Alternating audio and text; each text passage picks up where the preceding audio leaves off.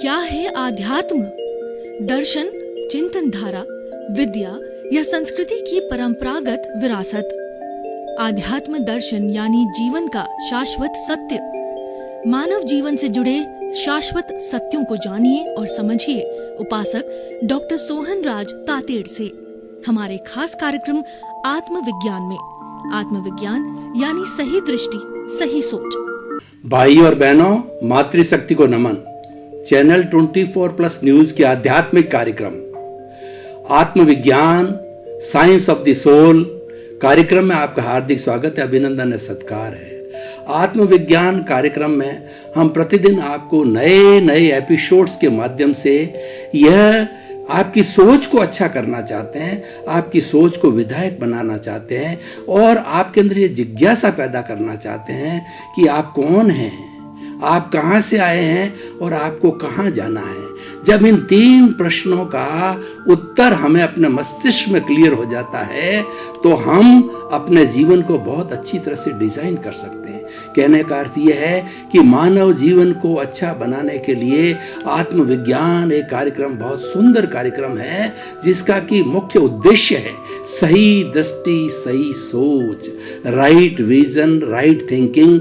इसके माध्यम से जो है हम एक अच्छा इंसान बनाना चाहते हैं और प्रतिदिन नए नए एपिसोड्स हम आपको परोसते हैं। तो आज और उसमें सारे आध्यात्मिक एपिसोड्स लिए जाते हैं। विश्व के जितने धर्म हैं वो धर्म आत्मा के बारे में क्या बात कहते हैं उसकी चर्चा की जाती है, ताकि कि सर्व धर्म संभाव हो जावे और हम एक पर्टिकुलर कंक्लूजन पर पहुंच सकें। तो उसी क्रम के अंदर आज का हमारा बहुत सुंदर विषय है इस्लाम धर्म के सिद्धांत। भाई और बहनों, जो विश्व के अंदर 8 तरह के प्रमुख धर्म माने जाते हैं, Hinduism, Buddhism, Jainism, Sikhism, Christianity, इस्लाम और जुडाइज्म और जोरास्ट्रियन, ये मुख्य रूप से 8 धर्म हैं।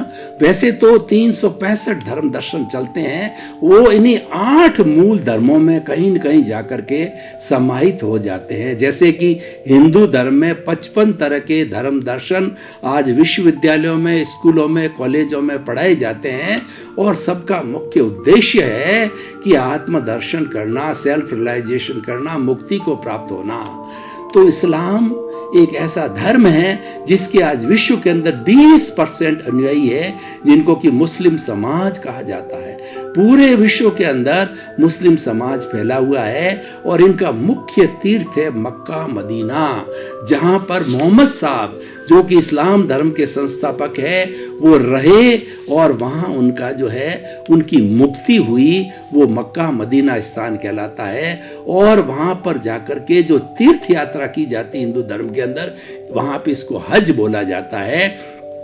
और हज करने के लिए एक व्यवस्थित सुंदर व्यवस्था है फ्लाइट के माध्यम से, और सरकार फ्लाइटें सब अच्छी सुविधा देती है और उनकी यात्रियों की पूरी सेवा करती है। हज के लिए जो यात्री जाते हैं और ऐसे यात्री होते हैं जो कि हज नहीं कर सकते, आर्थिक दृष्टि से समझिए और शारीरिक दृष्टि से समझिए या और कोई भी दृष्टि से नहीं जा पाते हैं, तो हज के लिए जो यात्री जाते हैं उनसे वो कहते हैं मेरे लिए भी दुआ करना कि मेरी भी जो है रूह जो है अच्छी बन जाए और मैं भी जन्नत के काम करूं, मैं भी भलाई के काम करूं, मैं किसी के दुख देने का कार्य नहीं करूं और मनुष्य जीवन को सार्थक बनाऊं। हर धर्म का उद्देश्य ये है कि मनुष्य जीवन कैसे सार्थक बने, और हर धर्म के अंदर आत्मा है, उसके नाम अलग अलग हो सकते हैं। इस्लाम धर्म के अंदर आत्मा को रूह कहा जाता है और इस्लाम धर्म के केंद्र के अंदर रूह है, और उस रूह को अच्छा बनाने के लिए उस रूह जो कि अनादि अनंत है रूह, और जो रूह जो है वह जो अक्षय है, रूह है वो अजन्मा है, और रूह है वो अजर है, अमर है, हमेशा रहती है, वो शाश्वत है। और इस्लाम धर्म की रूह के बारे के अंदर हम व्याख्या करें तो व्यक्ति कोई भी अच्छा या बुरा कार्य करता है उस रूह के अंदर जमा हो जाता है, और व्यक्ति का जब इंतकाल होता है, यानी जब व्यक्ति की मृत्यु होती है, स्वर्गवास होता है, तो उस रूह को, उस व्यक्ति की बॉडी को जो है वो मुस्लिम समाज उसको जो है खड्डा खोद करके और उसमें गाड़ देते हैं।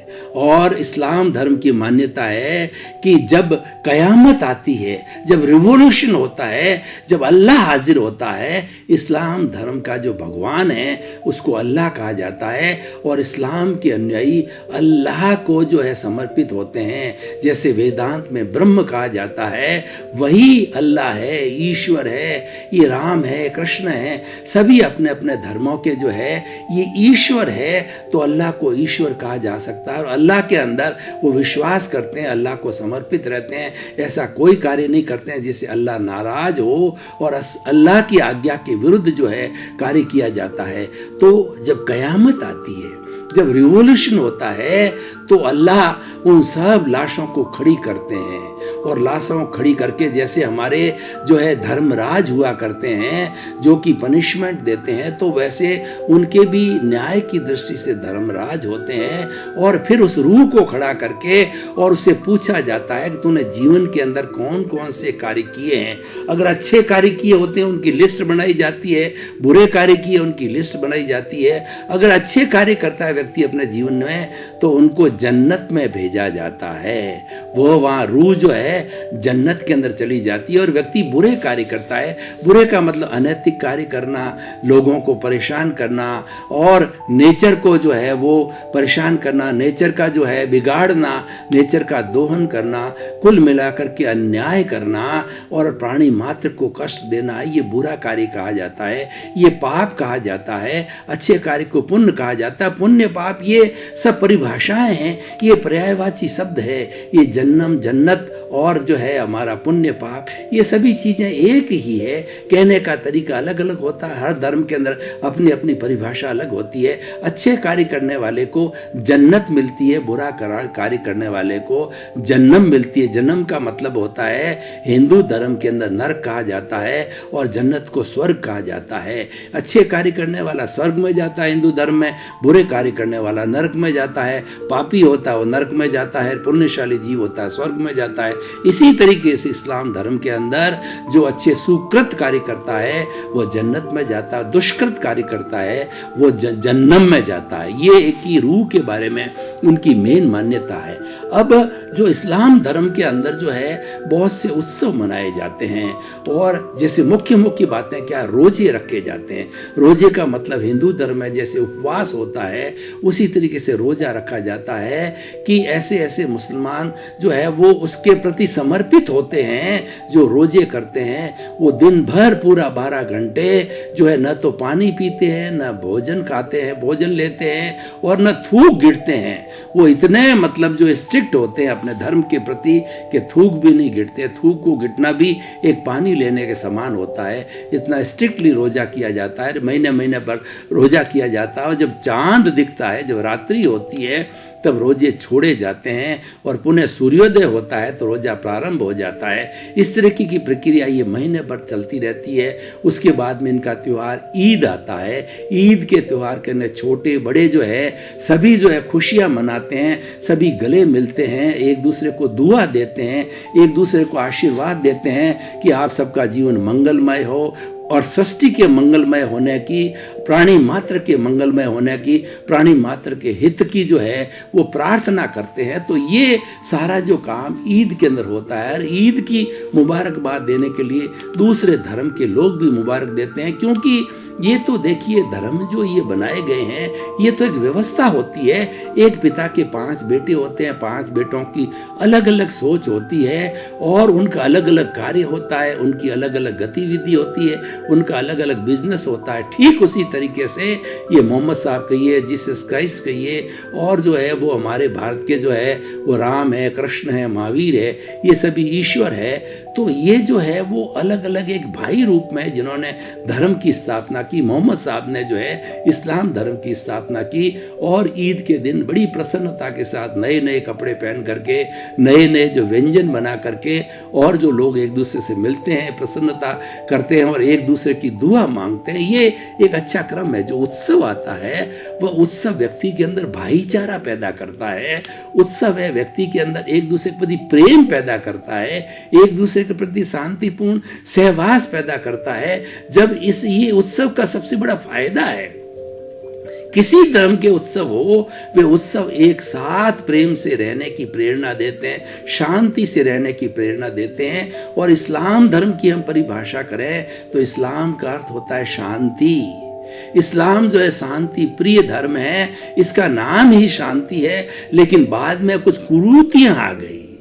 हर जो है वो धर्म के अंदर कुछ न कुछ आगे चल करके कुरीतियां आ जाती है, कुछ ऐसी विशेष परिस्थिति होती है, उस परिस्थिति में कोई कार्य कर दिया जाता है तो वह कार्य हमेशा के लिए जो है वो मान लिया जाता है। जैसे इस्लाम धर्म में भी कुरीति आ गई कि ईद के दिन कुर्बानी दी जाती है, बकरे की कुर्बानी दी जाती है, तो बकरे में भी वही आत्मा है, वही रूह है, वो हमारे में है। किसी विशेष परिस्थिति के अंदर ये बात होगी कुर्बानी की कि अपने बच्चे की कुर्बानी न दे करके और बकरे की कुर्बानी दे दी थी, लेकिन वो बात एक परिस्थिति वश थी, वो द्रव्य क्षेत्र काल भाव के अनुसार थी वो, लेकिन हमेशा से एक कुरीति के रूप के अंदर ये परमानेंट बन गई है।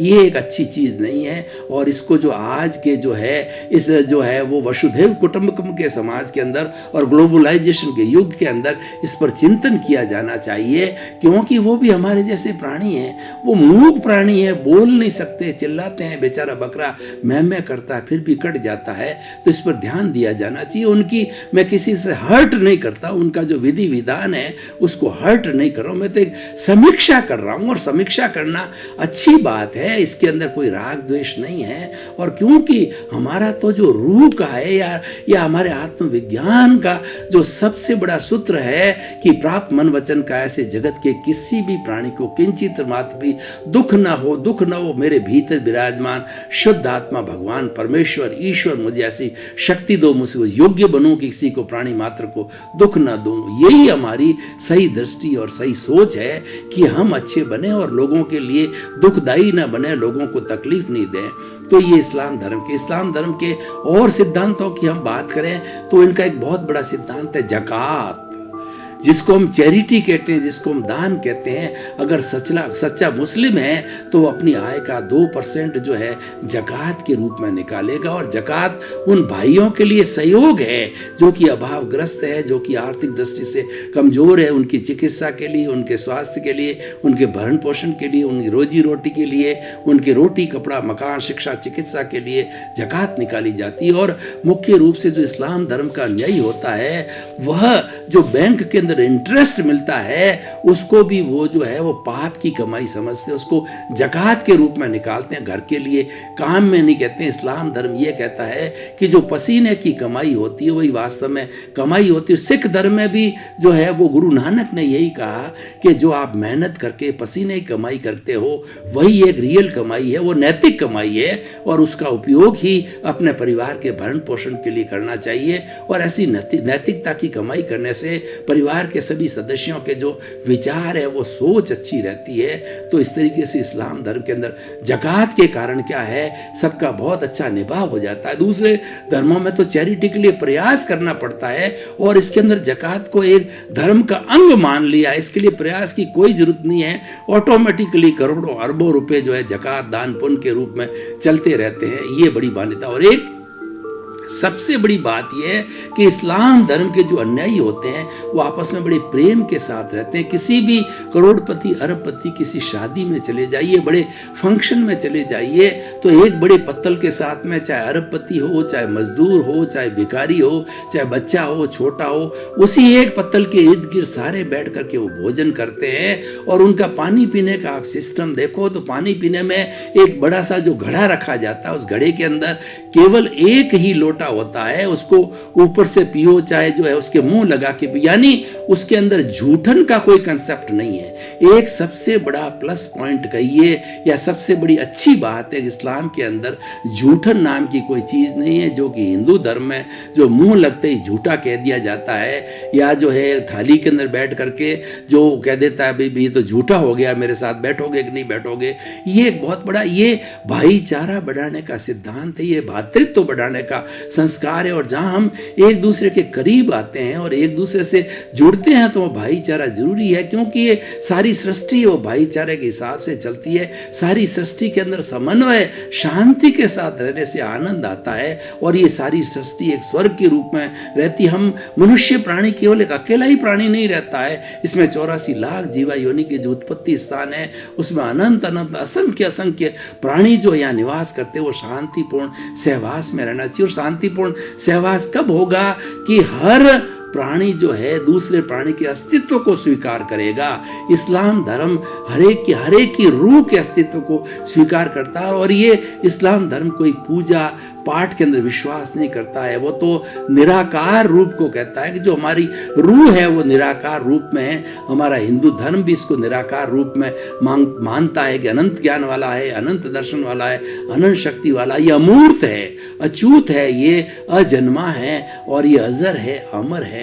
तो बहुत सी बातें इस्लाम धर्म की दूसरे धर्मों से मेल खाती है, और इस्लाम धर्म के ऐसे तो बहुत से बड़े बड़े लंबे लंबे सिद्धांत। और इस्लाम धर्म की जो मुख्य पवित्र ग्रंथ है वो जो है कुरान है। कुरान के अंदर हजारों हजारों आयतें होती है। वो आयत तो ऐसे सूत्र होते हैं, ऐसे श्लोक होते हैं, जैसे कि जैन धर्म के जो है वो आगमों में, उपनिषदों के अंदर, त्रिपिटकों के अंदर या वेदों के अंदर सूत्र होते हैं। तो ऐसे आयतें होती है, उन आयतों को पढ़ा जाता है, पढ़ाया जाता है, स्वाध्याय किया जाता है, मनन किया जाता है और जीवन में ढाला जाता है। मोहम्मद साहब ने जो भी आयात लिखी है, उस आयात के अंदर हर एक के अंदर शिक्षा है, हर एक के अंदर जो है एक अच्छा इंसान बनने की बात कही गई है, मनुष्य की सोच को सही करने की बात कही गई है। तो वही बात हमारे आत्मविज्ञान कार्यक्रम में आती है। हम आत्मविज्ञान कार्यक्रम के अंदर सर्वधर्म संभाव करते हैं, सभी धर्मों को मान्यता देते हैं, हम अनेकांत में विश्वास करते हैं, हम एकांतवादी नहीं है। और हमारा तो एक ही उद्देश्य है कि सारे धर्मों की स्टडी करो। 3 चीजें होती है, गे, हे और उपाधे। गे का मतलब विश्व के अंदर जितने भी धर्म दर्शन है, जितनी भी अच्छी है और बुरी बातें हैं, जितना भी पुण्य पाप कैसे होता हूं, सबको जानना जो है वो गे कहलाता है। क्योंकि किसी चीज को हम जानेंगे नहीं तो हम उसका कैसे जो है वो और किस तरीके से विवेक से उसका उपयोग करेंगे कि ये रखना है या छोड़ना है। गे होने के बाद के अंदर 2 बातें सामने आती है, हे और उपादे। हे का मतलब छोड़ने योग्य है, उपादे का मतलब ग्रहण करने योग्य। जब हमने किसी भी चीज का ज्ञान कर लिया तो इसको 2 भागों में बांटते हैं कि ये पाप का काम है, इसको जो है वो हे कर दीजिए, ये पुण्य का काम है, इसको उपादे कर दीजिए। अच्छी चीज को ग्रहण कर लीजिए और खराब चीज को छोड़ लीजिए। कुल मिलाकर के हमारा आत्मविज्ञान कार्यक्रम और हर धर्म, इस्लाम धर्म भी जो है एक अच्छा इंसान बनने की प्रेरणा देता है, भाईचारे की प्रेरणा देता है। और उसके बाद के अंदर जो ये आतंकवाद और कई जो बुराइयां जुड़ी, हर धर्म के साथ बुराई जुड़ी है, तो ये बुराइयां जो बाद में जुड़ी है और ये कहीं पर भी कुरान के अंदर या कहीं पर भी मोहम्मद साहब के उपदेशों के अंदर कहीं पर भी ये चीजें नहीं आई है। लोगों ने स्वार्थ के वशीभूत होकर के और अपने स्वार्थों की पूर्ति करने के लिए ये इस तरह की अनैतिक चीजें जो है वो उन्होंने साथ में जोड़ दी। और ये हर धर्म के अंदर जुड़ी, जिसको हम कुरीति कहते हैं, जिसको हम कर्मकांड कहते हैं, क्रियाकांड कहते हैं। तो इस तरीके से उससे बचना चाहिए। तो कुल मिलाकर के जो अच्छी अच्छी बातें वो ग्रहण करनी चाहिए और बुरी बुरी बातें छोड़नी चाहिए। इस्लाम धर्म के जो अन्यायी होते हैं वो एक दूसरे की बड़ी हेल्प करते हैं, एक दूसरे की बहुत मदद करते हैं। और इस्लाम धर्म के अंदर बहुत सादगी है, ब्याह के अंदर, शादी के अंदर, घर के अंदर और रहन सहन के अंदर बहुत इतनी सादगी रहती है। चाहे कितना ही बड़ा से बड़ा व्यक्ति हो, विलासितापूर्ण जीवन नहीं जीता है, वो सादगी का जीवन जीता है। ये कितना बड़ा एक कहना चाहिए कि ये एक प्लस पॉइंट है, या कितना बड़ा एक जो है वो ग्रहण करने का गुण है कि ये सादगी का जहाँ जीवन होता है, सादगी से जीवन वाले की कामनाएं कम होती है, इच्छाएं कम होती है, रिक्वायरमेंट्स कम होती है, आकांक्षाएं कम होती है, अपेक्षाएं कम होती है। तो वो किसी दूसरे व्यक्ति का शोषण नहीं करेगा और किसी व्यक्ति के साथ अन्याय नहीं करेगा, क्योंकि उसकी रिक्वायरमेंट बहुत आराम से पूरी हो जाती है। जिस व्यक्ति की रिक्वायरमेंट्स बहुत ज़्यादा है, आकांक्षा बड़ी है, एम्बिशियस बड़ी है और स्वार्थ इसका बड़ा है, वो व्यक्ति ज़्यादा से ज़्यादा दुराचार करता है और उसके साथ साथ के अंदर वो कुकृत्य करता है और धर्म से जो है वो च्युत हो जाता है। जो व्यक्ति धर्म के साथ जुड़ा रहता है वो हमेशा अच्छाई की तरफ जाता है, क्योंकि धर्म जो है व्यक्ति को अच्छा बनने की प्रेरणा देती है। एक धर्म ही एक ऐसा अंकुश है जो कि हमको गलत लाइन के अंदर जाने से रोकता है। और व्यक्ति देखिए, व्यक्ति के अंदर 10 तरह की हर प्राणी में संज्ञा होती है कि आहार, भय, मैथुन, परिग्रह, क्रोध, मान, माया, लोभ और ओग और लोक संज्ञा, ये संख्या हर प्राणी में होती है। छोटा से छोटे प्राणी में तो आदमी बुराई तो ये अंडरस्टूड होती है, जन्मते ही जो व्यक्ति बुराई तो उसमें भरी हुई है। इस बुराई के कारण ये शरीर मिला हुआ है। बुराई को समझाने के लिए हमें कोई ट्रेनिंग की जरूरत नहीं होती, अच्छाई को समझने के लिए ट्रेनिंग देनी होती है। और वो ट्रेनिंग होती है, धर्म की ट्रेनिंग होती है, अहिंसा की ट्रेनिंग होती है और तप और त्याग की ट्रेनिंग होती है। तो इस कुल मिलाकर के हम निष्कर्ष की बात करें और हमारे इस एपिसोड को जो है आज की रिलीवेंस के ऊपर या आज के जो है वो प्रासंगिकता को कसने की कोशिश करें तो हम मानते हैं कि इस्लाम धर्म के सिद्धांत बहुत सुंदर है। कुछ कुरीतियां जो है, कुछ गलत चीजें इसमें आ गई जो कि बाद में जुड़ी है। कुरान के अंदर मोहम्मद साहब के उपदेशों में कहीं नहीं है, इसलिए हम उसको ऑथेंटिक नहीं मानते हैं। हम तो मोहम्मद साहब के उपदेश और कुरान की आयतों को जो है वो रिकॉग्नाइज्ड मानते हैं, क्योंकि वो ईश्वर की वाणी है। वो मोहम्मद साहब भगवान के रूप में, संस्थापक के रूप में उनकी वाणी, उसमें कहीं पर भी बुराई नहीं। और किसी धर्म के महापुरुष ने जो जो अच्छी बातें कही उसमें बुराई हो ही नहीं सकती है, क्योंकि महापुरुष वो होता है जो कि अच्छाइयों का पुंज होता है। तो इस तरीके से इस्लाम धर्म जो कि 20% जिसके अनुयायी विश्व में एक बड़ा धर्म कहा जा सकता है और एक अच्छा धर्म है, इसकी खूब स्टडी की जानी चाहिए। इसकी हम गहराई से स्टडी करेंगे तो हमें इस धर्म के और 20% लोग जो विश्व में इसको मानने वाले हैं उसके बारे में हमें पता चलेगा। और दूसरा, हम एक संस्कृति का आदान प्रदान करेंगे। हम कई तरह की संस्कृतियों की स्टडी करते हैं, कई तरह के धर्मों की स्टडी करते हैं, तो उनके बारे में हमारी अंडरस्टैंडिंग बनता है, हमारा कोऑपरेशन बढ़ता है, हमारा नजरिया बढ़ता है और हम मिक्सअप होते हैं। और जब व्यक्ति एक संस्कृति से दूसरी संस्कृति से जुड़ता है, उसका सम्मान करता है, तो सर्वधर्म संभाव हो जाता है। और जहां पर सर्वधर्म संभाव होता है वहां पे व्यक्ति शांति ऑटोमेटिकली हो जाती है। भाई और बहनों, आपका बहुत बहुत धन्यवाद। आप आत्मविज्ञान देखते रहिए। आत्मविज्ञान आपकी सोच को सही करता है, आपकी दृष्टि को सही करता है। और हमारा उद्देश्य भी आत्मविज्ञान का यही है कि आपकी दृष्टि बदलिए, सृष्टि बदल जाएगी। आप नजर बदलिए, आपकी नजर बदल जाएगी। आप रॉन्ग बिलीफ को समाप्त करके राइट बिलीफ में आइए। तो इसी क्रम में आपका जीवन आनंदमय हो, मंगलमय हो, सुखमय हो। आत्मविज्ञान में आत्मविज्ञान यानी सही दृष्टि, सही सोच।